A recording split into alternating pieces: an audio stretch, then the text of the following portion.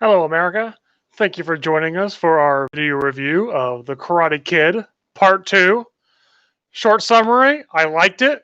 Didn't think it was as good as the first one, just because the first one was amazing. I'm amazed at how good the first one was, to be honest. It was spectacular. So it's very hard to live up to that expectations, but let's get into the review. This review will have a ton of spoilers. I'm just going to walk through the entire plot of the movie and quote most of it. So, it starts off, it picks up exactly where Karate Kid 1 ends, which I loved. Like, literally seconds after, Daniel-san's in the shower, they're walking out to the parking lot, and you see the leader of Cobra Kai, who's really the villain of Karate Kid 1, roughing up his students. I'm furious that they lost. So, again, it reinforces the motion from 1 that was really good, that there are no bad students, just bad teachers. So Mr. Miyagi intervenes, and you see his typical no confrontation approach to violence. He doesn't really throw any punches. He just evades the strikes, doing these cool sidesteps, and the leader of Cobra Kai punches like all these windows out of these cars. His hands are all bloody.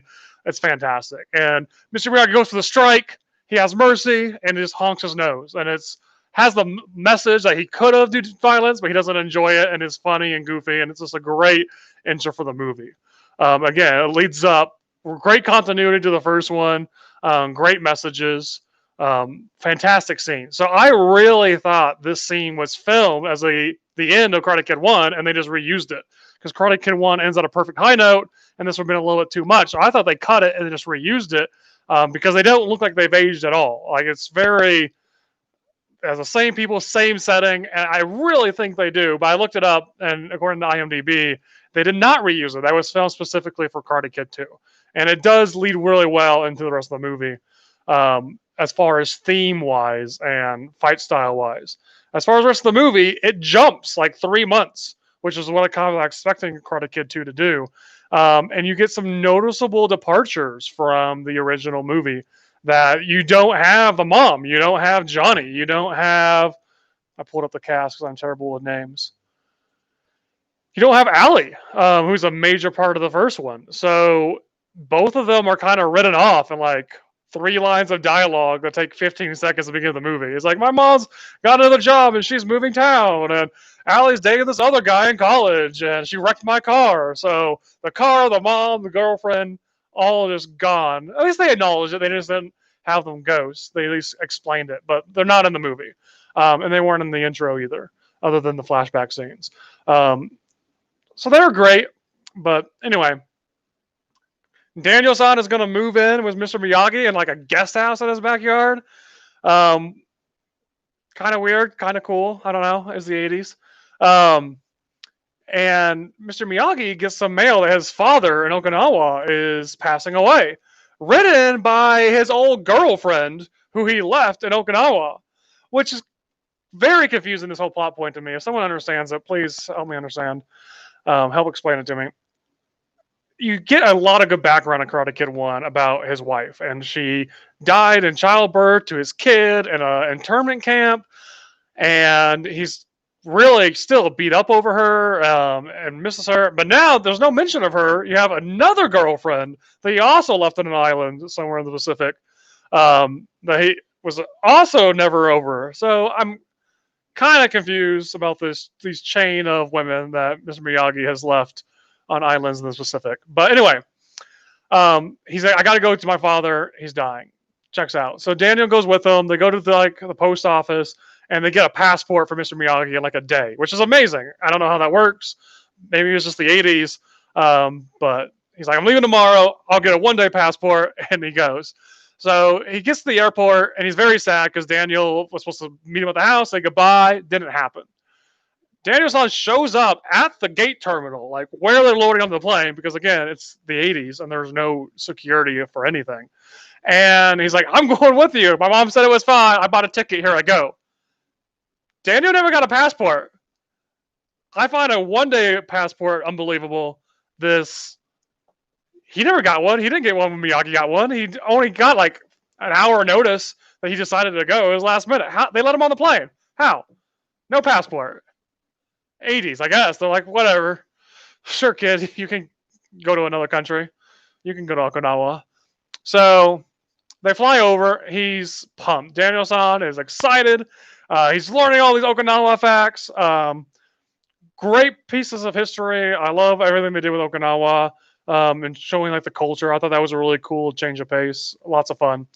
Um, they get there, and the whole story of Mr. Miyagi is he was in love with this girl, but she was in an arranged marriage. Oh, he already had what? Oh, Justin, hey, he already had a passport? He's like 18 years old. He's never been anywhere. He moved from New York to California. There's no way he had a passport. He talks about like he's never been anywhere. I don't think he's even flown before, right? Was he like a little scared of flying? I don't know. Maybe he did, but I don't know. Okay. Thank you for commenting again. This is exciting. Um,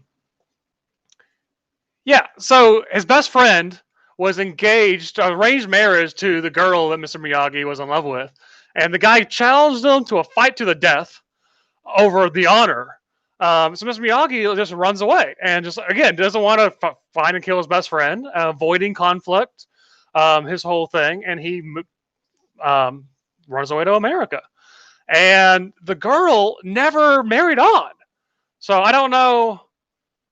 She's still crazy about him. So anyway, they get back together. The whole island thing is a lot of fun. It's very America. It's very 80s rock music and dance clubs, and you have the military base. Everyone speaks English. But you have a lot of fun training scenes, some classic Karate Kid moments of learning karate through the everyday moments. So you see how Mr. Miyagi learned to dodge blows and evasive fighting style from training with like a meat hook at the fishing dock, which was fantastic. You find his whole thing, his whole family's secret was learned from like a toy drum that spins back and forth with these arms that hit, and that's kind of the swinging, evading movement. So it's just got karate can be found in everyday moments. You could always be training. Daniel-san learns karate through dance with his new Okinawa girlfriend. The humor's great. Mr. Miyagi has some fantastic lines. You see his rival Sato, his old best friend, like chopping through these giant boards, and Daniel-san's like, "Hey, Mr. Miyagi, can you karate chop through a tree log like that?" They're like, "Don't know. Never been in a fight with tree." And it's just hilarious. So the humor's really great. And the Daniel-san particularly, I love how much he mirrors Mr. Miyagi. Like he's really grown up a lot. You see him constantly. Like Sato has a student that's his nephew, that's Mr. Macho on the island. He's constantly picking fights, trying to attack Daniel, just roughing up people in the town, just being just generally the worst. And Daniel won't rise to it. He's like, I'm not going to get involved. I'm not going to fight. He'll fight to defend himself, but not being the aggressor. So he really has learned those lessons, which has been really fantastic. Most of the movie is just a ton of fun. Really enjoy. They have some fight scenes. You had some really great humor moments. Daniel-san karate chops to the blocks of ice. Just some classic action karate moments. We get to the ending, and this is where things get insane. They're going to leave, go back to America, and avoid conflict and just leave. The whole time, Sato has just been generally the worst. I don't know if they have a police force on Okinawa or laws. He owns most of the land, but he just like has his henchmen go through and hack up vegetable gardens with gardening tools. He takes like a bulldozer and bulldozer like half the town, and no one does anything. There's no like, well, sorry, I guess that's just the way it is. There's no law enforcement. I don't know. Maybe it's the 80s. Maybe it's Okinawa. I don't know why there are no laws on this island. Everyone's like, that's just how things are. He could do whatever he wants, I guess. He's a karate master. I don't want to fight him to the death. So I had a friend, Nick, who was telling me about the progression in these movies. And the way he described it, it really reminded me of another popular 80s franchise, Rambo, of like the pacing, the escalation. I really thought it was a parallel. And seeing Karate Kid 2, there's a ton of parallels to Rambo 2. How you start off like really grounded in the series, very local, very meaningful. It kind of gets a little 80s crazy action sequences, go to an island specific, get an Asian girlfriend that you probably never see again. So I'm really interested to see how Karate Kid 3 goes, to see if it parallels Rambo 3, um, at least in the plot points and the escalation. So to escalate, we get to the end, and Daniel San's going to leave. He's having a tea ceremony with his new Asian girlfriend, and the wind picks up, and this like 10-year-old girl on like a bell tower is just like hitting a bell with a stick. And they're like, oh, that means there's a tsunami, tropical storm, hurricane, get to the shelter. So they all run into this like World War II pillbox for shelter. And they're chilling there for a while. And they see like an old lady and this like her granddaughter coming through the rain that she didn't make it in time. So Daniel-san and Mr. Miyagi run out to help her. While they're out there, they see Sato's house just collapse from all the rain. And the Mr. Macho student, the nephew, he runs out. He's like, "Oh, my uncle died in the house. Let's get out of here!" And Mr. Miyagi goes over, and Sato's not dead. He just has a house on him. So he karate chops the board off Sato, which is awesome moment. He didn't do it just for fun. He didn't know he could do it, but he had to. He was focused. My question is, the board is sitting on Sato's chest, and Mr. Miyagi karate chops it right there. Wouldn't that just, you're not to the side, like all that force is just going to go straight into Sato's chest. But I don't know. I don't know karate. Anyway, it's a great moment. Sato thought Mr. Miyagi was going to fight him while he was pinned underneath the house, which is ridiculous. But they rescue Sato. They go into the pillbox, and Daniel-san, he sees no one. The little bell girl is still in the bell tower. She's been there for like an hour. No one went to go get her. She didn't come down. She's like, she just stayed up there. They've been in the pillbox just chilling. Like, it used to be light, now it's dark. Couple hours. She's just chilling in the rain in this bell tower. So now she starts freaking out. The whole bell tower is falling apart. So Daniel-san climbs up to rescue her, and Sato tells his macho nephew, like, go help him. And the nephew's like, no, I can't go out there. There's too much rain. It's terrifying. I'm not really that tough. I'm scared. So the bell tower falls apart, and Daniel-san is on like one beam of like a telephone pole, and it falls into a power line. Daniel-san pulls off his belt, and he like breaks the power line with his belt, or knocks it down. Anyway, he gets the girl, he climbs down, he makes it like 10 feet to the pillbox, and my chair is falling apart. Sorry. He gets like 10 feet to the pillbox, and he slips and falls in the mud. So Mr. Miyagi's like, I'll go get him. And Sato's like, no, I got this. The guy who had a house fall on him like 2 minutes ago, he runs out, he picks up the girl, he carries her in, and he turns to the nephew, and he's like, now you're dead to me.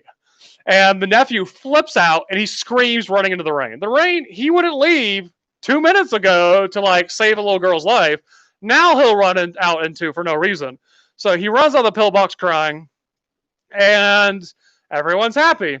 So Sato takes his construction equipment that he used to like bulldoze half the town earlier, and he's like, you know what? I was wrong. When you pulled the house off of me, I realized you're right. I was wrong. Let's rebuild the town and care about other people. So he's going to rebuild it.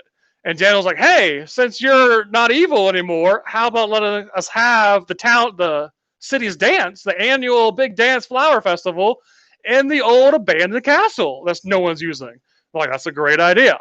So they have a dance, and it's really sweet. And this old dirt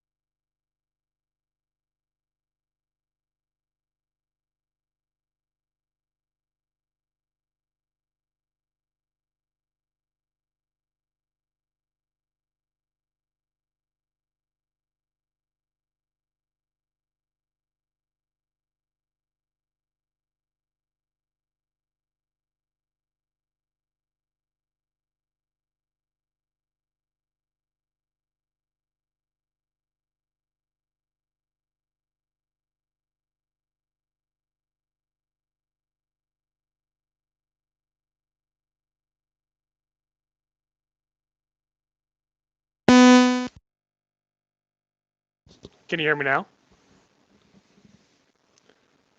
Thank you. I'm glad we have an audience. Yeah. So anyway, I was just saying they have a classic 80s escalation where they keep trying to outdo themselves. So the fight to the death, the zip lining, and it's fun. It is a really fun. There's nothing wrong with it. This is a classic 80s just action movie extreme, which with how grounded and real the first one was, is definitely a departure. But there's nothing wrong with it. It was a lot of fun. I don't think it was as good as the first one because nothing's as good as the first one. So the first one was a masterpiece. I don't know how long my mic was out for, so there's probably no audio on this. Justin, thank you for watching. Your kids will probably love Karate Kid. I don't know what the recommended ages are. Have they watched it? I don't think there's any like profanity, and it's like they're pretty. I think they're pretty family friendly. Great life lessons.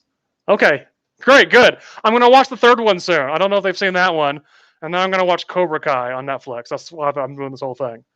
So we'll talk after I watch Karate Kid 3. Justin, we should have your kids fight me in a karate tournament. Oh, they haven't seen it. Okay. I think they were like it a lot. They seem like the type that were like karate. Okay, I'm gonna get out of here, Justin. Text me or call. Bye. I don't know. I fought them before in karate, and I won. They were like 4 years old, but still. There's more of them now too. There's a lot more of them.